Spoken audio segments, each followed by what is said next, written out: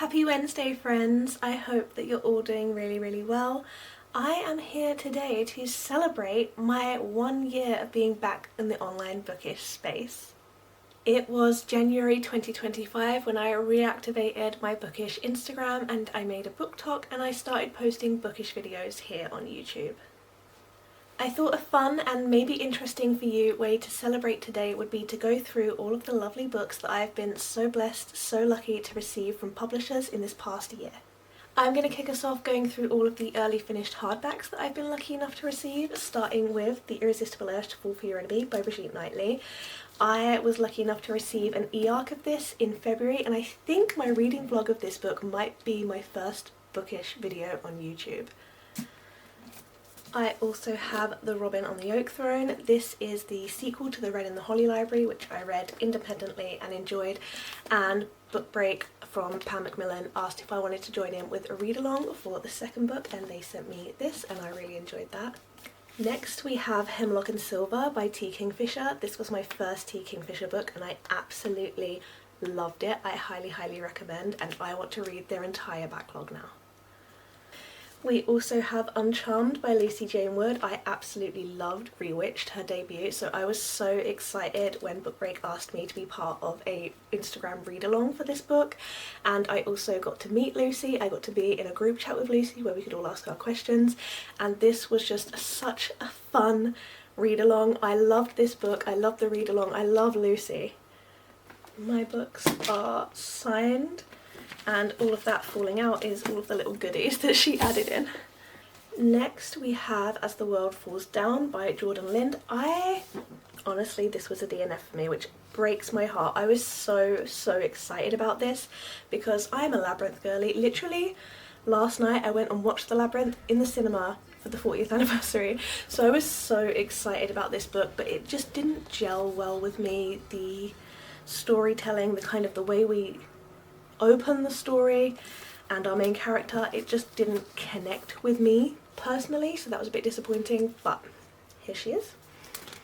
And the last hardback that we have is The Maiden and Her Monster by Maddie Martinez. This I actually won at my first ever influencer event. It was a Tor Books influencer event. They had a little quiz and I knew the answer to the question, so I won this beauty early.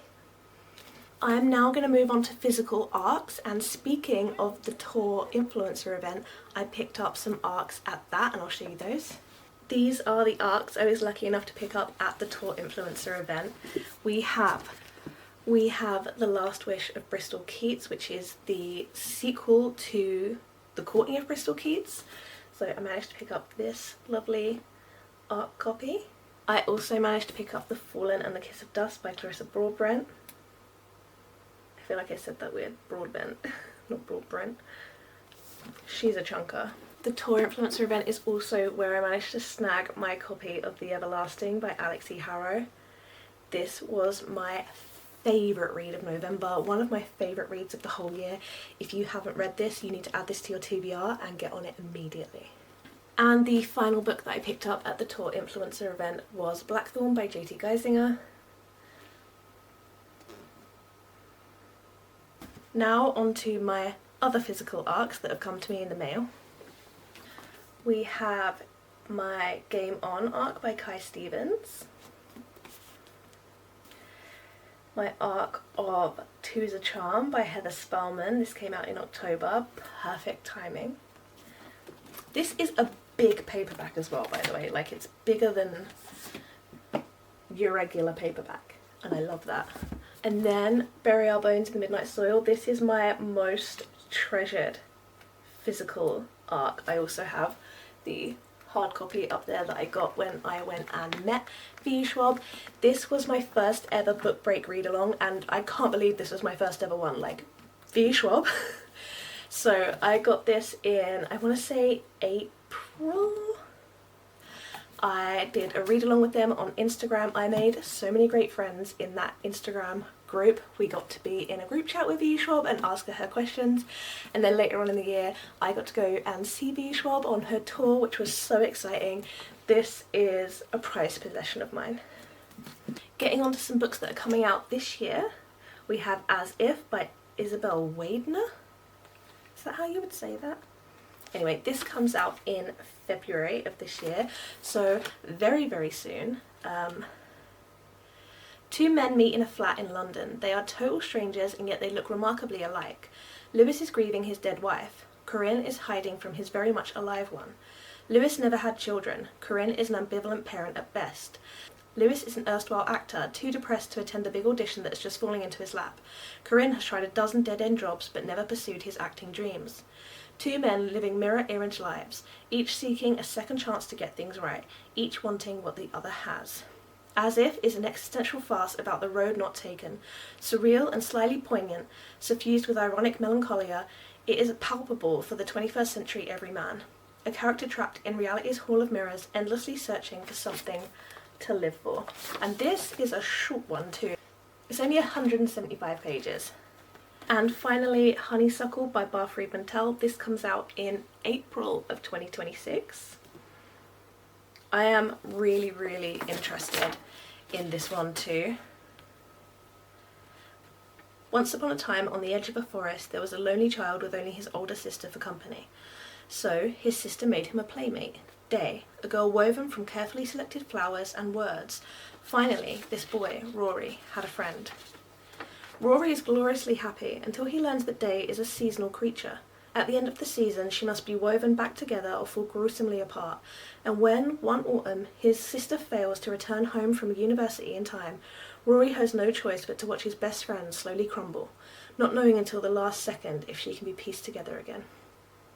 Realising he can no longer rely on his sister to keep Day alive, Rory determines he must leave home to learn how to do it himself. And the more he learns, the more he starts to wonder, why can't Day survive more than one season? Can he do anything to break this cycle of doom and decay? But as Rory grows older, his thoughts turn darker too.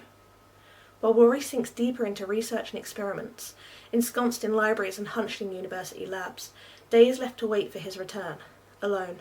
Sometimes the silence seems to seep all the way into her branch bones. Sometimes the company of birds is the only thing to remind her that she is still alive.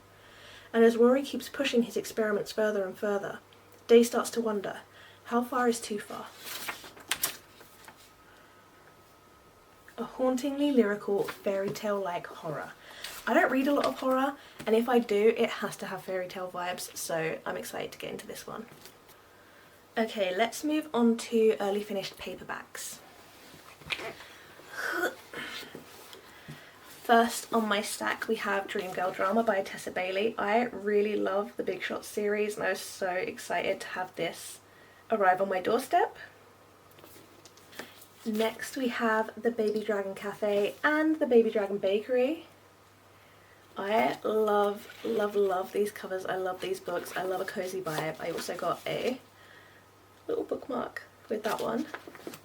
Next, My Big Fat Vampire Wedding. This is a lot of fun. This is a marriage of convenience, fake dating type situation. I recommend this if you are in the mood for vampires but you don't want anything too heavy. If you want just like a sexy rom-com, pick this up. I then got an early copy of Pucking Strong by Emily Raff. This is the 4th book in the Jacksonville Rays and I can't believe that I was allowed to have this early. How to Break My Heart by Kat T. Mason. This is a billionaire romance, which I'm not in the mood for all the time, but when I am in the mood for, I gobble it up. When Sally Killed Harry. This was actually, I think, the first ever publisher mail I received, and I was so beyond excited. I still have all of the little pieces of paper and bookmark and stuff that came in this. This was the first time I had ever received an early copy of a book direct from a publisher. This was from Avon. I love Avon. A lot of these books are from Avon. I don't know why they love me and trust me so much, but they do, and I'm not complaining. Speaking of, there's Kilted Lovers by Megan Clawson. I really enjoyed this one. I read this one. Did I read this in spring, summer? I feel like it was spring or summer. Anyway, this is a really fun Scottish rom-com. I really loved this and I do recommend it. If you want just like a fun little pick-me-up, spring is approaching, this would be good for that. Then we have Instructions for Heartbreak by Sarah Handyside. Handyside. I've never looked at the surname of this before. I haven't picked this up yet because I'm scared that I'm gonna cry. I am very soft. I cry very easily at books, and while it's winter, like, I just want things that are comforting and happy. I don't want to feel too much because I already feel enough. The dedication says, "For the girls, women who healed mine." I just know that the girlhood in this is gonna... Sometimes the only fix is your friends. That's gonna make me cry. Also, my best friends, I have two best friends. One is my sister, and she does not live in this country. And the other is Alicia, who I might have spoken about before, and she lives a whole 4 hours away from me. So things about female friendships, they cut deep for me. And then we have 4 Weddings and a Funeral Director. I love the name of this, it's hilarious. I requested this intentionally because it says sweet and sexy romance with a supernatural twist, perfect for fans of Morbidly Yours, and I loved Morbidly Yours by Abby Fairbanks. For some reason, a book about like a funeral home, I gobble it up. I love Morbidly Yours, I love Dead Romantics by Ashley Poston, and I love this too. What does that say about me? And the final one in my paperback stack is How to Kill Your Family by Bella Mackie. Funny, sharp, dark and twisted. That sums it up really.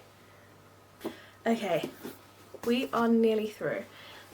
Now we have classics and poetry. First I have this gorgeous mini hardback pocket copy of Little Women.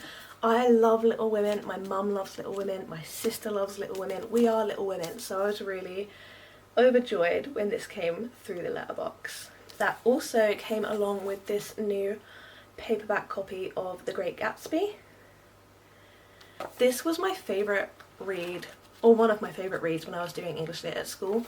So, onto poetry. I have received 2 packages from the Poetry Pharmacy. If you don't know about the Poetry Pharmacy, they are a fantastic, fantastic company that make poetry a bit more accessible and treat poetry as a kind of medication, if you will. You can be prescribed poetry for whatever you might be feeling, and I really love these little poetry collections that they do based on themes. So this one is called Becoming. It says inspiration for courage, confidence and authenticity, stimulants for a faint heart to counteract quitting. And in here it's just a variety of poems by different writers, all pertaining to that particular prescription. And then we have Wild Remedy, which is my favourite. Poems to take you outside, for finding solace and tranquility in wild spaces. Poems of earth and sea and weather. Onward we have Calm, which I feel like everyone can benefit from. Sedatives and balms for the spirit, to reduce moments of reflection and serenity. To be present in the moment and calmative for intention and attention. Has the lighting changed? I feel like it's gotten brighter, but I feel like it was getting darker, so I'm confused. And the final one of this collection that I have is Joy. A decoction of delight, hope, happiness and joy. Poetic remedies to purge melancholy and antidotes to strife. The senses to small pleasures and to lift the spirit. I received those. I also received these. This is something else that the Poetry Pharmacy does, something that they're quite well known for. They're little pill bottles for different things. I have Pride here and I also have Joy, but they have different prescriptions that you can pick up. These make great gifts. I'm not being paid to say any of this, by the way. I think this is really cool. They did send me this for free, but I just think it's really cool. So it's filled with all of these little capsules, and inside each one is a little section of prose or poetry based on that prescription. So if you've been prescribed Joy because you're feeling down, then pick out a little pill. I come into the presence of still water, and I feel above me the day-blind stars, waiting with their light. For a time I rest in the grace of the world, and I'm free. I just really love these. And if you're just trying to get into poetry, you're not really sure where to start, you don't want anything too heavy, these little bottles are a great way to start, and those little poetry collections are also fantastic. If you don't know the kind of poetry that you like yet, or any poets that you enjoy yet, that's a great way to read a variety, as are these. These were also sent by Pam Macmillan. I have Poem for Every Day of the Year, Autumn and Winter version, and these really are for every day. You open them up and there is a poem for every individual day. So you could just get one of these books and every single day that you wake up, just open it to that day, read one poem and carry on. Shall I find today's? I am filming this on the, what day is it? That would be helpful. I am filming this on the 15th of January. This is called Dream Variations. To fling my arms wide in some place of the sun, to whirl and to dance till the white day is done, then rest a cool evening beneath a tall tree, while night comes on gently, dark like me. That is my dream. To fling my arms wide in the face of the sun, dance, whirl, whirl, till the quick day is done. Rest at pale evening, a tall, slim tree, night coming tenderly, black like me. This is by Langston Hughes. I also like that they put information about the poets or the poem up here, and this Dream Variations is by Langston Hughes, and if you don't know, Langston Hughes was a key figure in the civil rights movement and a leading light in the Harlem Renaissance initiative that promoted African American artists in New York in the 1920s. A friend of Dr. King's, Hughes wrote this poem in tribute to the former, and just as King discussed his visions for a racially equal America in terms of a dream, so too does Hughes depict freedom as a dream. That reverie took on a nightmarish quality when King was assassinated in 1968. Okay, the last books I have to show you are from Illumicrate, because I am now officially an Illumicrate rep. Well, I will be for the next 2 months, and I have been for the last 2 months. So I don't have every book that I will be getting, because I'm expecting January's book and February's book. But our November book was A Rather Vengeful Accord. And how gorgeous is that? Here's the edges. And the naked hardcover.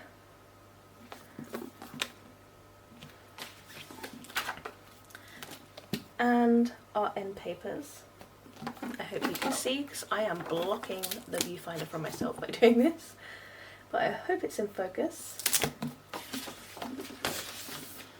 And then our December book was The Bookshop Below.